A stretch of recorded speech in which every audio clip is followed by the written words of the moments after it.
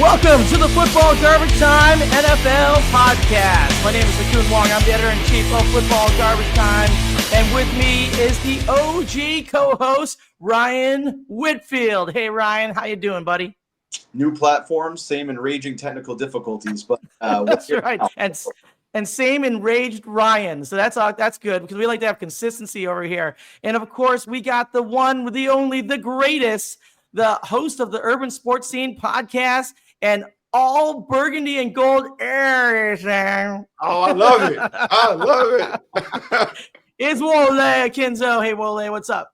Ain't nothing much, man. I'm just glad to be back with my guys, man. It's been a long time, man. So I'm glad to be back with my guys, man.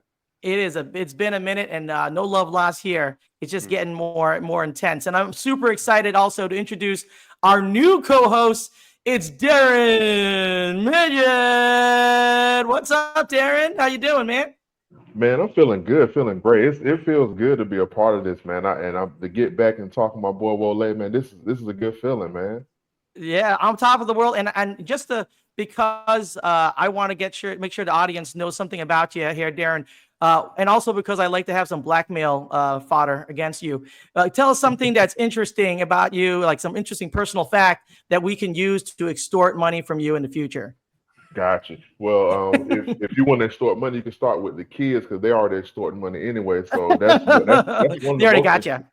Exactly. You know, I mean, being a father of two, man, and really just, you know, being North Carolina bred, I've always been a Tar Heel fan, but I've never liked the football team. So I guess that's the interesting thing. You know, I never really was a Tar Heel football guy, but when it comes to sports, man, I'm just a diehard Tar Heel basketball fan, man, and always been a fan of the Washington football club, as some would say, football team or Commanders or the R word. But yeah, definitely those the most interesting things about me, man. Yeah, no, I mean, I love it. I dig it, and I can tell you, I have a friend who was a Tar Heel, and he had a sweatshirt that he wore for 20 years straight, did not wash it. And going into the tournament, I mean, he's a huge basketball fan. He loves all of the sports, but he was going into the tournament, and he was looking for his sweatshirt, and he couldn't find it anywhere. Turns out his wife washed it, and they lost in the first round. And it's not superstition, folks. It's not superstition, folks. It's for real. If you are an athlete, if you are an athlete or play sports at any point in time, you have superstitions. And you know what's crazy about that? When you said something about sweatshirt, I thought about a pair of socks I had. And I got those socks the year they won it in 2005. And I kept those socks. And I mean, and it's crazy that you say that. And I had those socks up until they won the Natty in 2017. Literally, that's crazy. Those have to be some really ripe socks, my friend. That's like holy heck. But I love the commitment, though. I love the commitment. All right, we got tons to discuss today, including our winners and losers from Wild Card Weekend, our predictions for the divisional playoff games, and a little bonus coverage on the first ever college football championship in the 12-team playoff era. So let's get this rolling.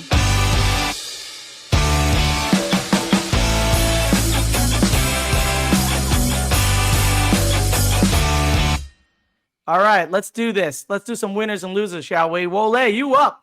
We got our winner and we got our loser from Wild Card Weekend. Just to remind the audience of what we're doing here, we pick our team, player, personnel, coach, whatever, winner or loser from the last weekend. Last weekend, Wild Card Weekend, wild results all the way around. So, Wole, who's your winner and who's your loser this week? My winner is Terry McLaurin. Why? Because I was right. But you're always right. I was right. It's for and then I'm gonna speak to my own fan base first. Okay. Some of y'all real dirty. I'm not gonna lie to you. You said that Terry McLaurin wasn't a number one. You wanted to trade for number one. You said he didn't get open. You blamed him for everything in week 1, week 2. And now he making big plays in the clutch, and now you all on his bandwagon. And for that, and you saw what he did in the wild card game. Yeah. But for that, he's a winner, which makes, like Ryan's gonna say sooner. Because we're both winners. That makes me a winner. Terry McLaurin is my winner.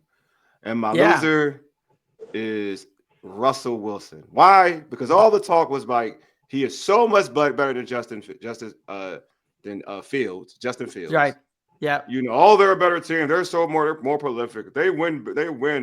They score more. You only scored 14 points against the Ravens in a wild card game that you needed. And truth be told, they played with you throughout that time. They pretty much dominated that game. They're up 21-0. You know what I mean? You didn't do anything. Sierra probably was in the building. You can't think right, buddy. You can't think right. All right. Yep. You can't think right. You fell to your rivals. You got beat bad to your rivals. This was a time when you could make the bag if you played well, won a playoff game. Probably could have continued being a starter. Now folks are trying to usher you out. So now to me, bro, you're a loser. So for you, Russell Wilson, yes, you have Sierra. That's cool and everything, but you lost. And since you got with her, you haven't been right. I ain't gonna lie to you. You haven't been right anyway. So you're a loser. Yeah. I've been kind of out on Russell Wilson for a while now, but I totally get. I mean, he's just so cheesy sometimes. Yeah, and he's kind of, just so cheesy. I mean, hey, listen, I didn't want to say that. You want to go there? I'm just saying, hey, if you're cheesy and you're Patrick Mahomes, fine, just be cheesy. But if you're cheesy and you're Russell Wilson post Seahawks, nah. I'm sorry. That's no bueno, my friend. All right, Ryan, let's get your winner and your loser here and why. Just two quick side points on that. I mean, you get to be corny if you're Patrick Mahomes, but I hadn't realized what his child's names were until this week when the third one, like, whoa. I just found out this at work, Ryan. I just found out today.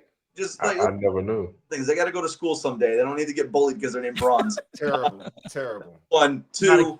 The last time the Steelers won a playoff game, by the way, Tom Brady only had 3 titles. He now has 7 and is a part owner and an announcer. That's how long it's been since the Steelers beat. Wow. But my winners and losers. My big winner is me, and I got a little bonus treat in here. Wow. Yeah, cool. Yeah, you did great this weekend. On these airwaves, I told you, I think the Rams were 5-6 at the time, and I said, watch out. They could win that division. They're going to be a force. They're getting healthy. Veteran quarterback, 2 great receivers, and a young developing defense. My guy Cam Kitchens, who I love out there in LA, and they put that on display last night. Yeah, Sam Darnold was holding on to the ball too long, but that pass rush was ferocious, And I watched some of the clips today of those Vikings radio announcers who were wild anyways, but they're yelling at Darnold like, oh, he could have got 5-7 yards there if he just tucked it and ran. I'm like, who do you think Sam Darnold is?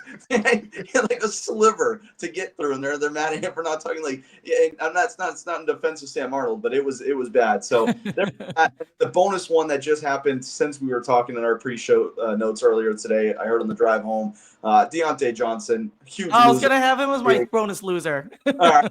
That for 5 years now. Guy can't stick on a team because whatever. He's 4 teams, 5 teams now. And the Texans could use pass receiving help. So just a really great weekend for me, just being right about everything. And then Justin Herbert, for all the talent, you got to win some. You got to win some football games, and some football games of meaning at some point. In his 2 postseason games, he collapsed in the second half to the Jaguars.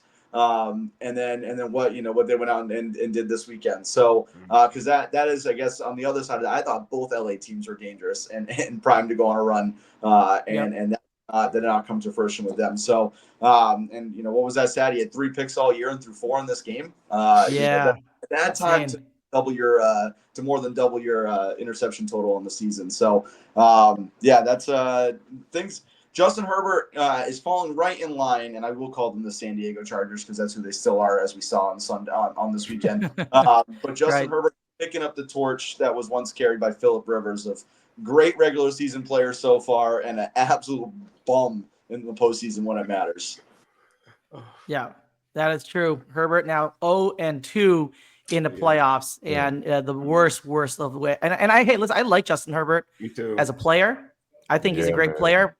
And I thought Ladd McConkey was going to be. I still think Ladd McConkey is going to be one of the best receivers in the league coming up next season. But wow, what a complete implosion by them Chargers! All right, Darrin, you up? What do you got here as your winner and your loser today? Man, my winner, I'm definitely going in the burgundy and gold. My winner is De'Ami Brown. Oh, I like it. He played himself into a check, man. Either it's going to be with the Commanders, which some fans probably don't care. Some fans probably do. But he's definitely my winner. And, my loser is, and it's going to sound crazy because I don't even think he touched the field, it's Justin Fields.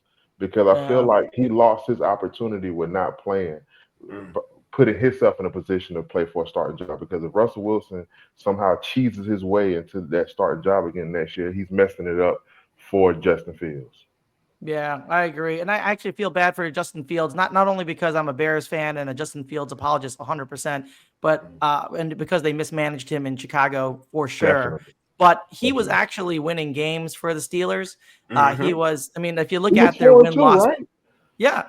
I mean, yeah, exactly. So that's what I'm saying. Like, he's 4-2, and then you got Russell Wilson coming in, and he essentially goes 5-5, or I guess 6-5 in the regular season. So, hey, listen, maybe it looked like it was more fun, but it's the end it's the end result that matters, And and Russell Wilson wasn't there for it, so that's a shame for Justin Fields.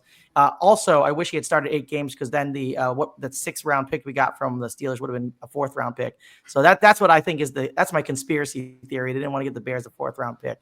That makes sense. But hey, yeah, it is what it is, obviously, and we'll see how that all kind of goes. So my winner of the week is got to be Derrick Henry, because he's basically defied father time. The guy is 31 now, just turned 31, I think, on January 4th. I mean, he's insane. He's had a career year. And on top of that, without any bye, came back in, rumbled for 186 yards this weekend, the most rushing yards ever against a Steelers defense in the playoffs ever. And then he also put in 2 touchdowns as well. He tied Hall of Famer Terrell Davis playoff record with his 4th postseason game with at least 150 rush yards. I mean, Derrick Henry is unstoppable. I mean, he's also a force of nature. He definitely found a great fit there in Baltimore. Everyone was saying, hey, he's over at a hill. Running backs fall off a cliff at 30. Turns out, not for Derrick Henry. King Henry lives on, and I love it. I'm loving every minute of it. And I'm not a Ravens fan, but I'd like to see them have success because of the historical issues they had in the playoffs. I think the two of them, Lamar Jackson and Derrick Henry, are going to make it happen this year. I can add this about the Derrick Henry thing. The thing that's going to actually make him even better in this postseason run is because they have limited his carries throughout the season. So they kept him fresh on purpose for this particular point. He was barely getting 20 carries, even with the stats he was putting up. Now, like Harbaugh said this, he said that like now this is the point where you're going to really see Derrick Henry being featured. So it could get scary for real for a lot of teams. You can't stop the run; it can get real scary. And he just gets better throughout the game. I mean, as defensive lines get worn down, I mean, he goes from like 2-3 yard stumbles to like 8, 9, 10, 11. And once he gets up ahead of steam, just get out of the way, right? I mean, folks don't want to tackle him though. They don't want to tackle. No one wants to tackle that guy. I mean, he's a truck out of control. He's a truck running. You gotta make a business decision. Exactly. You want to play in the league, or do you want to try and tackle Derrick Henry? Maybe you'll be posterized. I don't know. I mean, that'd be fun, right? You're the guy who got ran over by Derrick Henry in the playoffs. But no one wants to be that dude. All right, no one wants to really be that dude. I don't care what kind of poster it is. Nobody wants to be that dude. Totally agree. All right, my loser of the week, Sam Darnold. I know we already talked about him a little bit, but that is. Talk about a rough ending to the season. First against Detroit and then against the Rams. He looked absolutely disastrous. And as Ryan mentioned, I credit the Rams defense. They sacked him 9 times, tying an NFL playoff record. A lot of that was on Darnold holding on to that ball. I mean, he was seeing ghosts again, man. I mean, something was going on. Half of those sacks. Yeah. I mean, I don't know what was. I mean, it was absolutely frustrating watching him play last night because you could see his receivers come open and then close up again. And he would just not pull the trigger.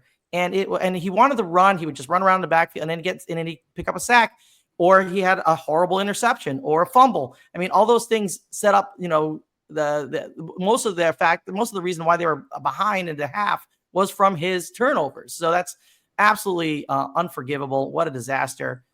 So Sam Darnold talked himself out of millions of dollars this offseason. He's a free agent, and he had an opportunity to set the market ablaze. And now all he did was make Jets fans feel good about themselves, who wants that? Nobody wants Jets fans to feel good about themselves. It's no fun.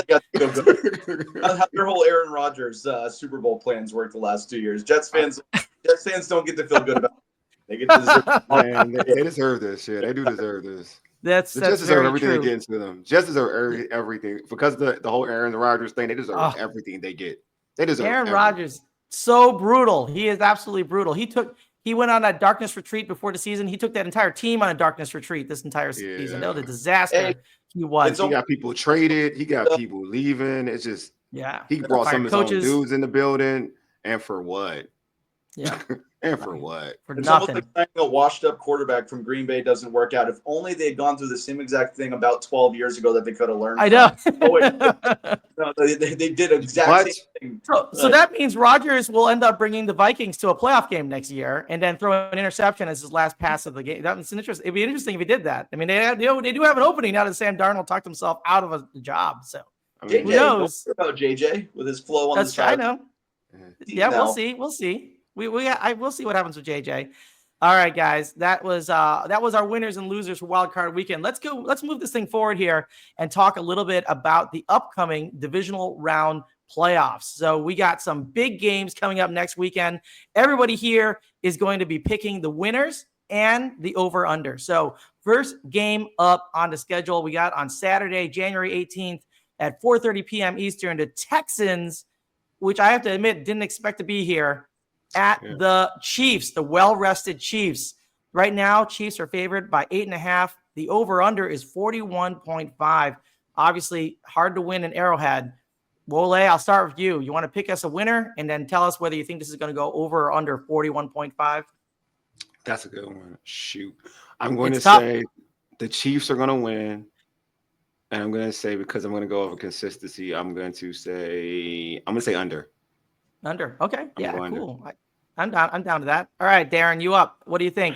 Who's going to win this game? Texans at Chiefs. And is it going to go over or under 41.5?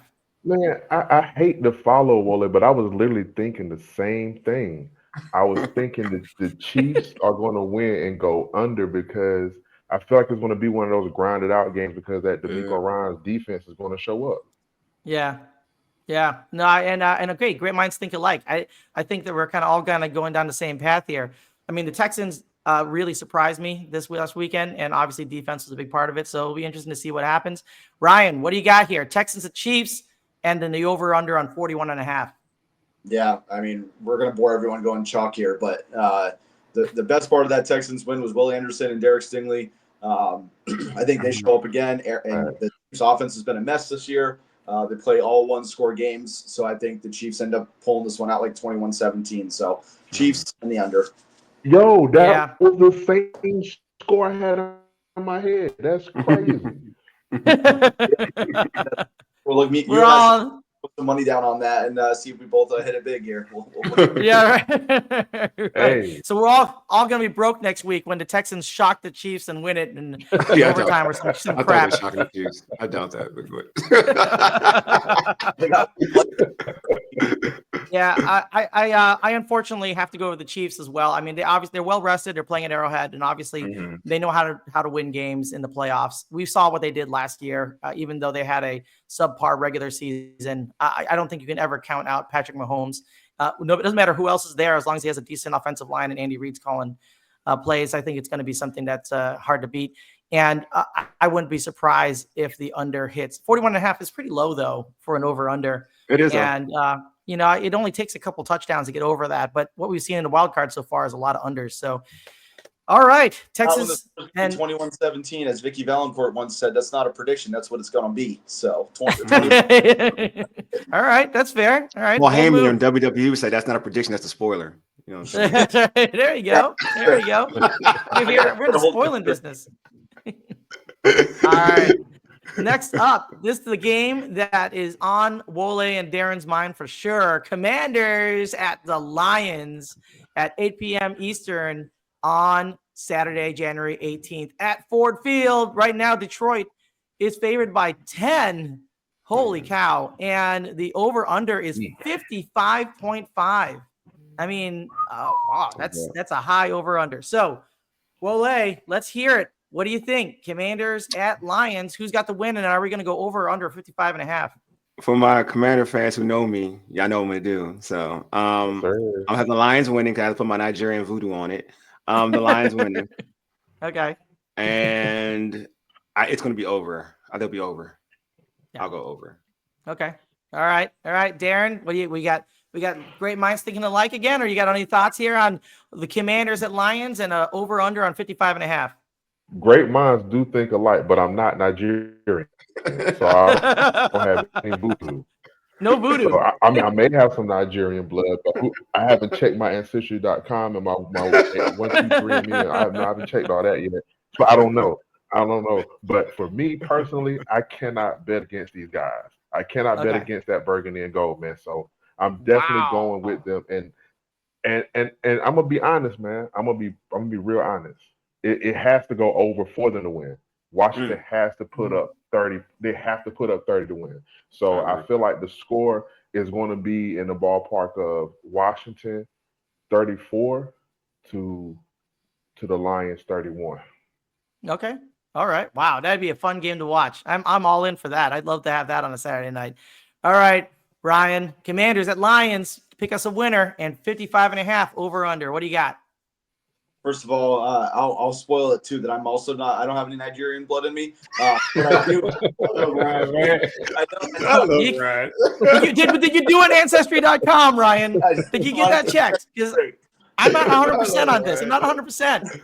I miss Ryan, man. Go ahead, Ryan. I miss you, dog. But I love a reverse jinx, so I respect the shit out of what Wole is doing here by Yes, picking sir. against the However, I somehow have got this Cinderella feeling in my head. I don't know what it is, and I'm not a Commanders fan, but I got Washington pulling this game out on the road.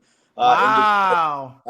And I think it's going to come down to, which is crazy because I know Dan Quinn does the same thing, but it's going to be it's going to be a high scoring game. I'm definitely taking the over, but it's going to be a showdown of which coach goes for the wrong fourth down. And we'll just keep going and going. Yeah. And I like that, Ryan. And Quinn and the Commanders are going to pull this out. There's something about Jaden Daniels. There's just magic in his game right now. So I think last year was the Lions' real chance to get over, and I think that that defense is too hurt right now. And I think I got the Commanders in a shootout. Wow. So you got the over of the 55.5 as well, I assume, if you're saying I'm going shootout, right? 41 in this game, so I'm putting I got like 83 points being scored in this. So 83 points. Hey Ryan, you know I had Lee Bond used to play for the Patriots. I had him on my show, and we was talking about like if he said that Jaden has like that. Not obviously, Tom is the GOAT, and not saying you can decipher defenses like Tom, but he said that something that he has that element like Tom had. Like when he's out there, you just believe that you're going to win. When Jaden's out there, he has that type of element. So he said that he was like that's something like Brady had. When he's out there, especially like that last drive or anything like that, you just believe that Jaden could pull it out. He said that Jaden has that Brady aura. Slightly has that Brady aura. Not there all the way, but he said he has an element of that. Something like late fourth quarter win here. And then what was the Cowboys one where they ended up giving it right back to him kind of deal. Yeah. So, it could have been 7. That was not even his fault on that. So yeah, there's something special there. I mean, I think we can all agree our favorite one was the Hail Mary against the Bears. Yeah. That is definitely not my favorite one. That is definitely not my favorite one. Ryan can throw shade with the best of it. It's not. But and then speaking I of was shade, comatose for a week after that. I couldn't talk to anybody.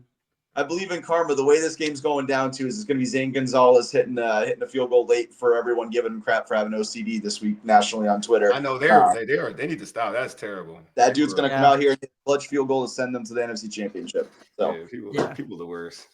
Yeah, Jaden Daniels, obviously only the 12th rookie quarterback in NFL history to win a playoff game, and also leading Washington to their first playoff win since 2005. So that is.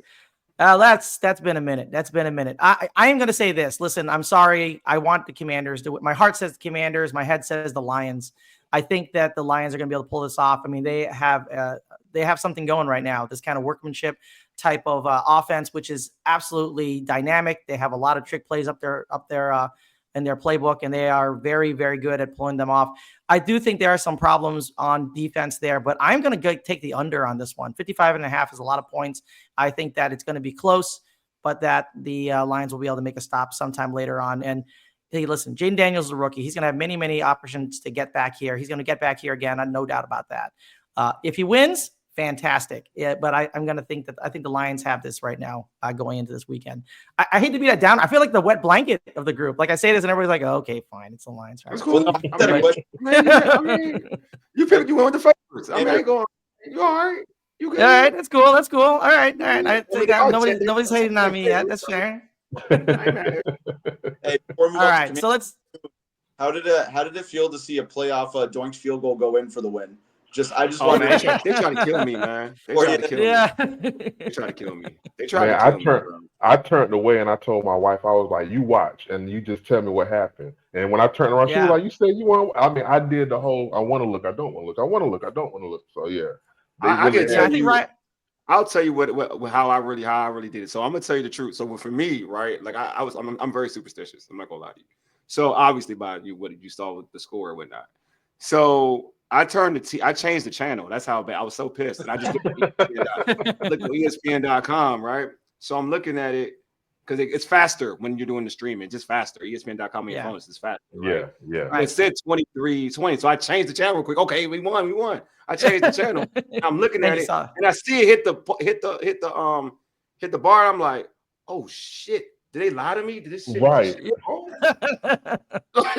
like, did they get it wrong? And when it went through, I was like, oh, I said, thank you, Jesus. Like literally, like my heart was like about to come out my chest.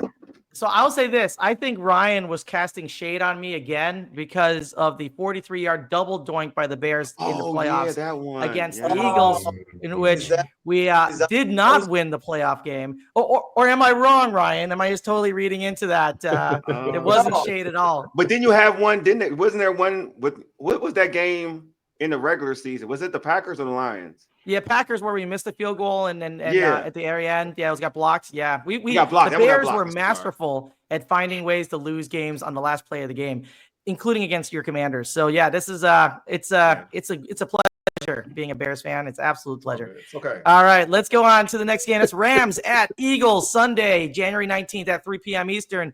Right now, the Eagles are favored by 6.5. The over/under is 43.5. What do you got here, Wole? Rams at the Eagles, and in the over/under 43.5. I really want to pick against the Eagles because I hate the Eagles for real. Their fans are trash. Join the club. But I will go with the. You know what? No, I'm gonna go with my hate. I'm gonna go with the Rams. Okay. And I will say what's the over/under? 43.5. 43.5. I don't think it's go that much either. 43.5, 27. I'm gonna say under. I think it's 23, it's 20 to 17 type of game. I'm gonna say under. Okay. All right. That's fair. All right. Going with the hate. I love it. All right, Darrin, what you got here? You got the Rams at Eagles and then 43.5 at the over/under. You don't always get what you want. And I want to see the Commanders play the Rams, but I know it's not going to happen. So I know that. So I'm gonna go with the Eagles, unfortunately, and it's going to be an under because I feel like the Eagles going to win because I think their defense is on the back end is a bit better than the Rams defense. So I think that Puka Nacua matchup against slaying those guys and Quinyon Mitchell and Cooper Kupp, I think their DBs are going to really show out in that game, especially playing in Lincoln Financial. So I got the Eagles, and I'm gonna go under as well. I'm gonna go under as well because I can see this being like one of those 2010 games. Wow. Okay. Wow, this will be really interesting to see this play out here. Ryan, what you got? Rams at Eagles, and then the over/under at 43.5. Been rocking with the Rams, like I said, since they had a losing record and came into Foxborough and whooped the Patriots. And I saw just what was starting to turn there. And I know they had a couple rough weeks there going into the playoffs where they were scoring low, but that defense was still playing really well. So I'm not jumping off the Rams bandwagon yet. I've been saying this for 2-3 years, whatever it is now. Nick Sirianni is a bad head coach. There is still something foul going on in Philadelphia. A.J. Brown's reading self-help books on the sideline, refusing to talk to reporters. Post-game, he seems really disgruntled. I don't know. Maybe he wants to reunite with the guy that he first played for in the NFL, Mike Vrabel. Who knows? That's a story for another day. That's what just rumors. Right. But again, and I've said this over and over because I think Nick Sirianni is a bad head coach. But every single beef that exists in Philly, all those rumors, always Jalen Hurts is involved. And then you go back to the college days, and he has to transfer to the national title game. There's something wrong there. They're not going to win this game. The Rams are going to take it. Now, on the over-under, I'm going to be the one to take the over right now. But I have over by 0.5. In my head, it's Rams 24-20, so I would not actually bet this game. But if you put a gun to my head and tell me I have to take an over/under, I'll take the over slightly. But Rams walk in, which I now realize I just picked both road teams in the NFC. So do not listen to me, but that's Oh what wow, Wow, that would be some kind of something. record, right? Yeah, and Yeah, I don't like in combo. I'm not parlaying those two picks. I'll tell you that. Yeah, and I have to say this. Listen, I think that the Rams really did show out. I thought it was fantastic, but quite frankly, the Eagles, Saquon Barkley will not be denied. I mean, like, he has had a season for the ages. I think he's going to run rampant over the Rams. Rams actually allowing the 11th most rushing yards per game in the regular season, and I don't think they're going to be able to stop Saquon Barkley in this game. I don't think they're going to be able to stop Jalen Hurts running the ball in this game. So I think this is going to be one of those games where the Eagles actually kind of run a little bit roughshot on the Rams. I'm not predicting a blowout. I think there'll be a lot of points scored. I'm actually taking the Eagles in the over on this one. That's what I'm going to, and I think that at the length and the fact that Barkley sat out that week 18 game, I mean, he wants this, and it's going to happen. He's going to will it to happen. So I got the Eagles coming in here. And I hate the Eagles too, okay? Don't get me wrong. I wish the Rams would win. I want Matt Stafford to be successful again. I want Puka Nacua to be successal. I want them to get up there again, but not against the Eagles. Not at the link. That's unfortunate. Sirianni needs to pay. That's all. He just needs to pay. Hey, Sirianni's the worst. Don't get me started on Sirianni. Man. He's just not a good person. He's a bad man. Yeah, and I don't mean it in a good way. He's not like, for a coach, he's immature. He's just not a good, like, he's not a good person, like, as a coach. Right. Now, and I'm saying that and I'm being half funny, but I'm kind of, there's a lot of truth to it. Like, right. He's just too immature as a head coach. And it's like he entertains like players, and he acts as if he's a player. You're a coach. There's a certain standard you got to hold yourself to. And he's just too immature for me. You know what I mean? Yeah, like, he almost fought Zach Ertz. Like, he was trying to get at Zach Ertz. Like, we're talking about Zach Ertz. He's a nice dude. Like, what are we doing? Yeah, no, exactly right. No one should want to get at him. And Nick Sirianni found a reason to get all riled up. Hey, listen, I do not disagree with any of that, right? I want the Eagles to lose more than anything. I want Nick Sirianni to have egg in his face more than anything. I don't think it's going to be the Rams that do it. I think it's going to be the Detroit Lions that do it. I know that's because I made that pick on the other side. I think that if they end up getting to that point, they will lose before getting to the Super Bowl. But I don't, unfortunately, I don't know if the Rams have the juice to do it. I want to be wrong. I really want to be wrong in this pick, but we'll see what happens. Yeah. Hey, Ron, I'm with you, man. Go Rams. Yeah, you don't like a guy who wins a Super Bowl and then wins a meaningless Week 5 game the next year and yells at the fans. Like, take that, Chiefs fan. The L from the Super Bowl the year before. He is a loser's loser. He is. Here on the sideline who's getting in players' faces and shoving dudes and all that. I've purposely forgotten his name, but the big Italian dude on the sideline. They like player security dude or whatever. Yeah, security dude. Why do you have that guy there? What is he even there for? Right? He does this all the time, man. Especially when he play. I mean, he does it outside of, like, obviously I'm in this area when I watch the Commanders. But he does it even when he plays the Commanders. He does a lot of stupid crap.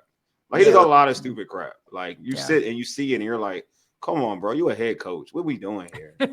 Like, even the year that we beat them when they were undefeated and we beat them on Monday night, like, the stuff that he was saying out his mouth after, like, we said before leading to that game, talking trash, saying they were definitely going to beat us, talking about cheesesteaks or whatever. They making some type of joke, whatever. Like, bro, you're not Bill Belichick. Shut up.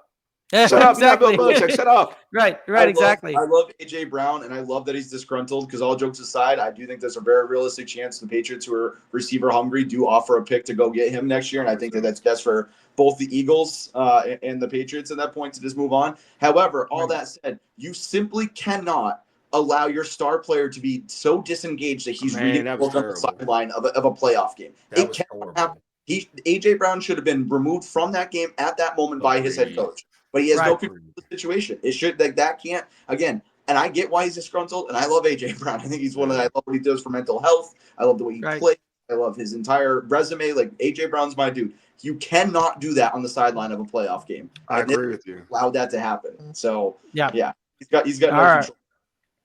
Totally. So I think bottom line here is that we all want the Eagles to lose. So we'll see what happens when we get to this weekend. That'll be really interesting to see what happens. All right, let's get to the last game of the weekend. That is the Ravens at Bills. This is one that I am really looking forward to.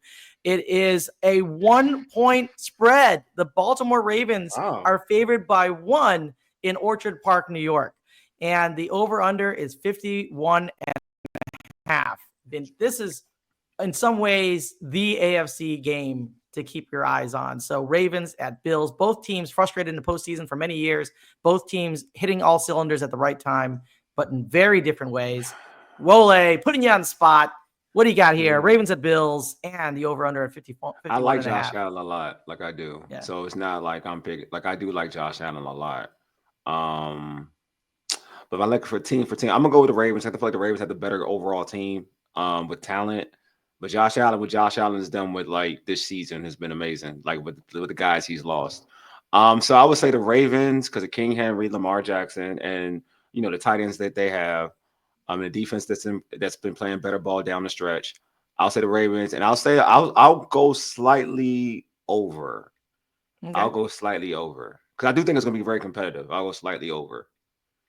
Yeah, and I could totally see that happening because both defenses actually have allowed big plays this season, much more than we think. Ravens actually, up until the end of the regular season, allowing the most passing yards against per game of any team in the NFL. So, I mean, that's not a good combo when you got Josh Allen slinging the ball on the other side. But on the flip side, you got Lamar Jackson and you got Derrick Henry. So, all right, Ryan, what do you got here? What do you got here between the Ravens at Bills and the over-under on 51.5? When you guys watch the playback of this podcast tonight, you'll see that I rolled my eyes during the first King segment. And then I rolled my eyes when you forced in the Saquon Barkley talk. Boys, it is NFL playoffs. I am take-cornered. I cannot go back on this. It does not matter who your running back is. It matters who your quarterback is. It is a passing league. It is a passing. I can't do this for a million times. Christian McCaffrey never won anything. Saquon's never won anything. LeGarrette Blount at one point won 4 out of 5 Super Bowls or 3 out of 4, whatever it was. Okay, Isaiah Pacheco replaced a first rounder who he should have never drafted, Clyde Edwards-Helaire, and is a better player because it's just about taking the yards that are there. It's not about that. So because I'm so take hold, I have to take the Bills. Do I believe it? No. And would I bet it? No. I take the Bills on principle of that I will not allow this show to turn into a running back show. So okay. But I will say this on principle. But I will say this, like this is one thing I do because I, like been watching Lamar this year more than anything. Because I've been like more than anything. He is way better of a passer than he has ever been in his life. Like what he's done passing the football, going through his progressions, throwing people open. I've never he's playing quarterback at the highest level that I've ever seen him play. So in terms of I do think that the reason why I picked Baltimore isn't just because of Derrick Henry, to be honest with you. It's a little bit of both because I feel like what Lamar has done with his arm is real scary. It's really scary. It's all obviously Zay Flowers being hurt. Him may not be playing. That does play a part of it. But Rashad Bateman has stepped up too in his absence. So I just think that they have weapons in different elements. And even if Derrick Henry's off, that with Lamar, they're still capable of kind of winning the game with him even throwing the football. I love both. I love both quarterbacks. I think it's gonna be a great game. I love both quarterbacks. Yeah, I don't put a ton either. I had sorry, I've said this at different times. I think that he's definitely struggled in the playoffs, but I also do think the Ravens don't invest a ton in receiver historically. They, and I I'm in the Boston area, so Zay, Boston College. I love Zay, but awesome. I mean, he's more of a 1B than a true 1. I agree with that. Yeah, and Rashard is a nice piece, but he's again, it took Zay to get there for him to actually start to produce. So I think it's more about the passing game than just putting it on Lamar. But I will say, not that we're talking about this today, but what you said with what everything Josh Allen lost, I think Lamar deserves the Offensive Player of the Year award. Yeah. And I just think he deserved to be the All-Pro. But I do think that Josh Allen is the MVP simply because Josh had to do what he did with Amari Cooper on his last leg, and and then a bunch of younger receiver, no name kind of guys there. Yeah. No, it's definitely yeah. So I mean, I begrudgingly take the Bills just to just to be consistent. But I take the under in this. I feel like it's going to be. I think it's going to be a ball control, hard nosed game. And I think I just have the Bills squeaking out on principle only. So. Yeah. No, I need to see the weather. What's the weather for that game? Is it? That is a good question. Let's see what the weather. Buffalo gets funny weather. So it definitely does. It says it's going to be about 16 degrees. It doesn't say anything about precipitation. Got it. So 16 degrees, no precipitation. So okay. We'll see. I don't know. I'm not sure. I mean, I don't say anything about the wind being high. So who knows if that's going to change anything? But tackle Derrick Henry in 16-degree weather is that sucks. Not something you want to do. It's not something you want to do. But, this is a tough one to pick because honestly, I kind of want both teams to move forward. I kind of want both to win. Right. I will say this though. I mean, Josh Allen has been absolutely on fire this season, and he was great in wild card weekend. 20 of 26, 272 yards and 2 touchdowns, no turnovers, and he ran for 46 yards and 8 carries. That's a great per carry average for a quarterback, and he is tough to bring down. And and now that we have James Cook kind of breaking out and finding his own 123 yards and 20 carries, he joins Henry, Walker, and Taylor as the only running backs to run over 100 yards against the Denver Broncos defense this year, which is one of the better run defenses in the NFL. I do have some belief here that the Bills can pull it off, but I think that the combination of Lamar Jackson and Derrick Henry is too much for them. I'm taking the Ravens and winning this in a close one, and I do think that this will be an under type of game because I do think that something's going to happen. Something's going to give in the cold weather. And they might just both sides just resort to running. If that happens, Baltimore will win, allowing the least amount of rushing yards per game this season to opposing offenses. So I like the Ravens in the close one in the under. And I can tell you that's a tough call because I wouldn't put any money on this game. I just can't. Your guy, Kyle Hamilton, is looking like a complete monster. Like a complete monster or like I love him. A monster. They moved him back to playing like his natural safety position, and their defense has been 10 times better ever since. Like he's a great nose for the ball. He gets out there and he finds that space, and he gets in there. He can be a game changer. So it'll be interesting to see how this one plays out. Again, tough one to pick. And that brings us to the end of that because there's only one thing left to talk about now. It's not NFL. It's college football. We got the college football playoffs. We got the national championship, first one ever in the 12-team era. There's a lot of questions here, obviously, because in the 12-team era, arguably 4 of them might not have deserved to be there from the first, it's just from the jump. So it's interesting to see how this all played out. But the bottom line is that every team has played a number of games to get to that college football championship game. And the 2 teams there had to go through 3.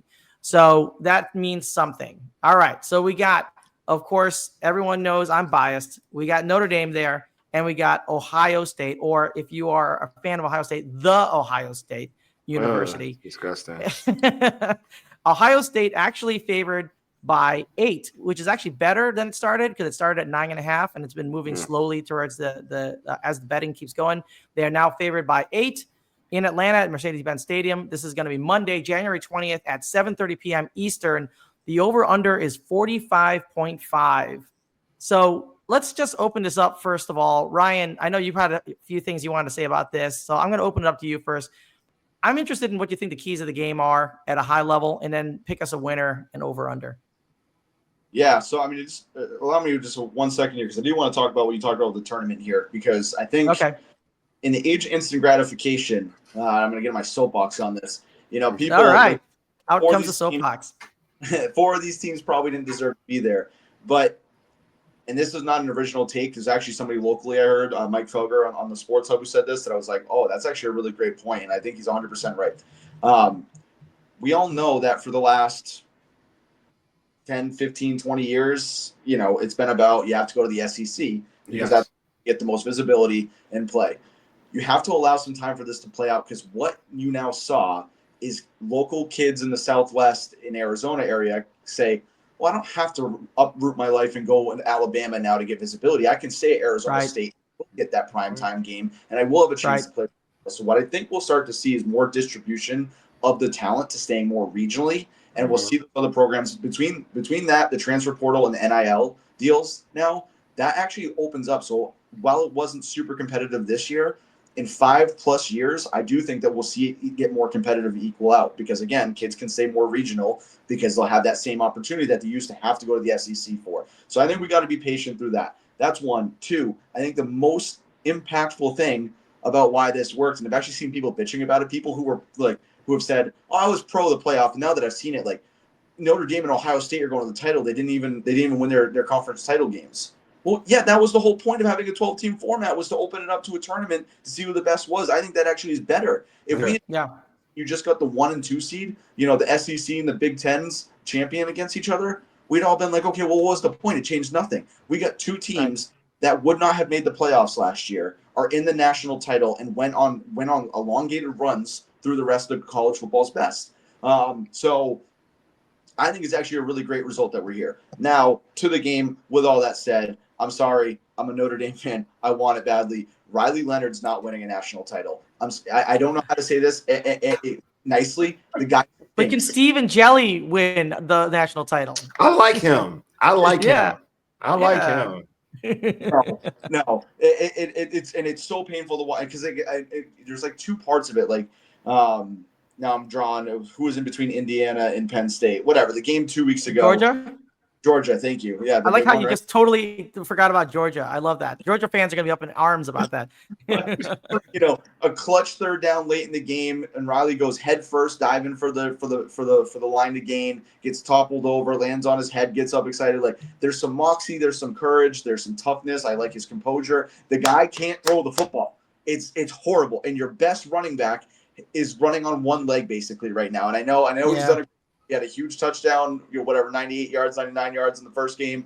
Run last week against Penn State where he's just carrying dudes on his back into the end zone. Like, he's been great, but he's not as healthy as he could be. So you have that. You don't have a great offensive line right now. And so I don't have a lot of faith. With that said, I think Marcus Freeman is just a fantastic coach. Someone tweeted this out recently, and so again, non-original thought, but I have to share it because I love it. That said, Brian Kelly, soft ass left Notre Dame because he thought he couldn't win big games when it mattered there, and it's like, and now Marcus, it's because Brian Kelly, you're the problem, buddy. Look at LSU the last couple of years. I digress. But yeah, so I would take the under in this game because I also Will Howard's not a great quarterback either. Like that was the other part of this too. Is like the 2 favorite. It's a weak quarterback year anyways, but the 2 best quarterbacks in the nation both didn't make the playoffs in Shedeur. I know. It's crazy. We knew going in we weren't going to get great quarterback play. And then Carson Beck gets hurt in the SEC title game. Not that I think he's great either, but and Quinn Ewers is an absolute mess in Texas. And we would have been better watching Manning this whole time. But what?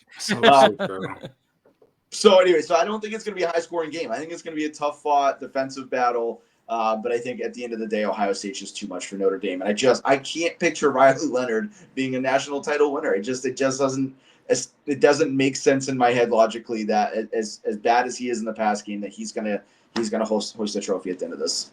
Yeah, it's gonna be a tough one. And listen, before I sound off on my thoughts, Wole, what do you think here? You're kind of looking at it without having the bias on you, except for the hate for Ohio State. But other than that. It's crazy. So initially looking at it, because the talent for talent, you're going to pick Ohio State, right? Like, and I call them something else because of F for Buckeyes. I used to substitute the B and put the F in it, but I'm not going to do that. I'm not going to do that here. I got you. But I'm going to put it. You get the gist of it. But we're PG-13 here. I know. I had an individual on my show named Tyler Noe from Always Talking Ball podcast. There's a college podcast. And he mentioned something that was like, that made me think. And I was like, you're right. He said that Notre Dame, and I'm not gassing my team up, but Notre Dame plays like Michigan. Like their style of football is similar to Michigan. And I was like, you know what? They are. We didn't have a quarterback who could throw the rock. He sucked. What we did was ran the football, won the line of scrimmage, because one thing about Ohio State, and it's very consistent, if you punch him in the mouth and you play physical, they wilter. You know what I mean? All the skill they got, with Smith, Henderson, all the skill that they have outside, like receivers, everything.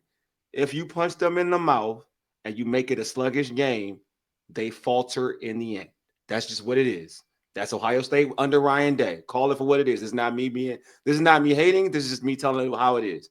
So and Notre Dame plays that style. They do play that style. If you watch them against Penn State, you watch them how they got here, Georgia, like they will play a physical game.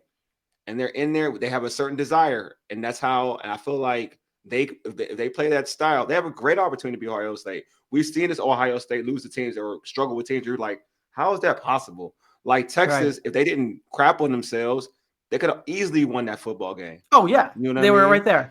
Yep. They were there. Absolutely. So Ohio State has the best team money can buy, and they struggle against everybody. Not everybody. Let me not be too over the top. But they struggle against teams they shouldn't struggle against.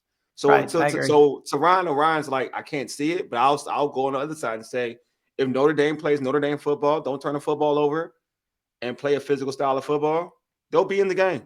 They'll be in the game. And all you want to be when you're playing Ohio State, if you're in the game, all you want to do is be close in the fourth quarter. That's all you want. Yeah. Because when you're close in the fourth quarter, I can guarantee somebody's going to choke it away. Yeah, well, I hope you are right there, Wole. And I'll say there are two things that I can think of that will definitely turn on whether Notre Dame or Ohio State wins this game. Number one, for Ohio State, it's going to be Tre'Veon Henderson and Quinshon Judkins. Those running backs are insane. And Notre Dame was unable to stop Singleton from running all over them in the first half. They managed to tamp that down in the second half with some adjustments. So if they know how to stop that twin-headed monster backfield, then there's a chance. On the flip side, I don't think a high-scoring game means – I think if there's a high-scoring game here, Ohio State's blowing us out. I think this is going to be one of those under games that will be controlled by defense. And at the end of the day, unfortunately, Riley Leonard's going to have to throw the ball. We're not going to win this game on the back of Riley Leonard running it with Jeremiah Love on one leg and Price. It's just not going to happen. He's going to have to throw the ball. We're going to have to match up our big guys like Mitchell Evans or tight end over the middle and just rumble for yards. He's going to have to hit some of the speedsters like Jordan Faison over the middle, get some yards that way. Short completions for Yak is the only way we're going to be able to win this game, and we're going to have to shut down that twin-headed monster on the other side. Will Howard, he can't beat you. I think Henderson and Judkins will beat us. That's what's going to happen. So that's where it's going to be. And I think it's going to come right down to it. And I really, really want this, but Riley Leonard has not proven to me that he can win games if he has to throw the ball as his first. But I would also jump and say this though, like with you guys, the strength that Notre Dame does have is like your secondary is pretty dope. You have a really good secondary. So Will Howard, I'll turn that football over. That's all I'm going to say. Will Howard will turn it over. That's true. We have been over. Like he's not the greatest passer either. Notre Dame's won 50% of the games based on special teams and defense, right? So an interception, kick return for a touchdown, that'll change everything. But it's hard, as they were saying last week when we're playing Penn State, you can't count on it. You can't count on those things. Sure. You can hope for it. You can't count on it. If it happens and it breaks our way, we can find a way to win. I think this Notre Dame team can win. I think that Ohio State is well worth the -8 right now. And we'll see what happens. But if it ends up being a high scoring game and it goes over, Notre Dame's lost. If it goes under, I think we have a shot. And I agree with you, Wole. You hang in there into that last quarter, and then anything can happen. So I think Wole made a great point too. That if we step out more 10,000 feet, because I look at it to say Ohio State's better, but I think Notre Dame was a far superior team to Texas this year, and Texas had a chance in that game. If Texas's right tackle decided to, not lose sight of the only real pass rusher on Ohio State's right, and Quinn Ewers front side rush coming right at him, like it wasn't even like Sawyer got upfield and then came back, kind of blindside front side. He got parallel with him and ran directly to his face, and Quinn Ewers had no idea where he was. So somehow the entire Texas operation said, on this play, let's not worry about Jack Sawyer. Let's just do what we're doing. This is fine. And Texas had a really real chance to win that game. But I agree with you and totally, Hukun, that they the only way they win this game is if they turn it into a dogfight, slow down game. Again, I know I always reference Patriot stuff, but to me, it reminds me, not that this offense is nearly that good, but they got to play like what the Patriots did in 0-1 against the Rams, like that kind of thing. Where they got to muddy this game up, play defense. Yeah. And I think they do have to put a lot on their corners because you pointed out their run defense was not good in the first half last week, and that is a vulnerability. But their pass defense is good, but you can't commit extra guys. You got to play man coverage. And you can't be going like dime or nickel heavy packages. You gotta stack the box and dare Will Howard to beat you, and you gotta trust your corners to make plays in this game. Because if you do the other thing, you're gonna lose. If you do that and Will Howard throws for 300 yards and beats you, then you tip your cap and say, well, it wasn't our day or our year. But you gotta force him to be the guy to beat. Look, totally Ryan, say this, man. Notre Dame is way better than Michigan, and we beat them in at Ohio State. And you guys are way better than us. That's all I'm saying. Yeah. Like Ohio State is not invincible. That's all. I know. No, like Ohio State, what they are is they're a bunch of pretty boys. That's what it is. They're a bunch of pretty boys. That's all. They're a bunch of pretty boys. But they don't like to get dirty. They don't like to get dirty. And Michigan definitely got dirty in that game. I mean, they were, and that was the way that game worked out though, because that was a 13-10 win. Exactly. That is the blueprint for how Notre Dame has to approach this game. Is exactly the way that Michigan approached the game in that last regular season game against Ohio State. Yeah. We'll see. It'll be an exciting one. I said I couldn't see Riley Leonard winning a national title, but I guess that means that I can see Ryan Day winning one, which I don't actually believe. So no matter who's on that stage at the end on Monday night, it's going to feel weird. That's for sure. Like Charlie Brown taking away the football type thing. He don't deserve. He's so close. Just take away the football. land on his face. You know what I mean? I love that. All right, guys, we got it to the end of our show. Thanks so much, Wole, for joining us. Why don't you give us your social media? Tell us about the podcast and everything so people can follow you and chime in. Oh, yeah, no problem. As you can see, it's like on X at Wole_USS. It's called my podcast is called the Urban Sports Theme Podcast. We talk about almost everything now. Now I'm like kind of split up to everything now, but we talk about like the Washington Commanders, Washington Wizards, college football, college basketball, HBCU college sports, wherever. We're doing a lot right now in terms of that. But, it's always cool to come back and just to talk to you guys, man. Hakoon, Ryan, you guys are dope, man. So I appreciate coming back and talking to you guys, man. I mean, I always mention the Pick'em challenge like I'm trash. I'm in last place or whatever. I said on my show, I'm like, I always tell my listeners. So I give you your flowers. I say this. When you go to the Football Garbage Time website, don't go for my picks. Like go to Ryan or Hakoon, like go to their picks, because you go to my picks, it don't look good. So go to their picks. Pick the opposite, or just pick the opposite of what you pick. No, I like them to go first place. I want them to be winners, man. I want them to be winners. You know what I mean? I told Ray and I we're last. You don't want to deal with us. You don't want to deal with us. We're not repping right. We're not repping right. But Ryan. You gotta go with them. They number one all the time. Don't give Ryan props. Come on, Wole. Hey, man, look, Ryan's my guy. We have look. When Ryan is up, let me let you know this. When Ryan is up, I'm all about getting Ryan his props. When Ryan is down, I'm all about jumping on Ryan. All right. I'm gonna. Ryan is up. No one should take that out of context. All right, we're just gonna. We're just gonna. That's not right. I know. Pause. Pause. Yeah, you're right. That's a big pause. All right, Ryan, give us your social media so people can follow you. Yeah, we'll say on that too that my picks are really good until inevitably every single season I forget to set any picture. Yes. And then you're like 0. I'm hitting. But yeah, you can follow me on Twitter at Ryan Whitfield. And quickly, Wole, are you guys? I know I caught one earlier this year. You guys still doing live shows after Commanders games on Twitter? Yeah, we're still doing it. Yeah, still doing a live show. So I've watched those a couple times. Usually it's when I've had a couple drinks. That's a fun time. If you've had a couple drinks and the Commanders pull off that win this weekend, go ahead and then switch over to that, because that's that's right. So if you're drinking, go check out Wole and his podcast. I got a lot of interesting characters that jump on that show. So he's right. I sat there for an hour, just having a few Guinnesses, watching. I was like, this shit's fun. So it's good stuff. Appreciate you. I appreciate you. Twitter, all right, everybody, definitely check out the Urban Sports Team, because they are absolutely what we aspire to be when we get our shit together. All right, so thanks for.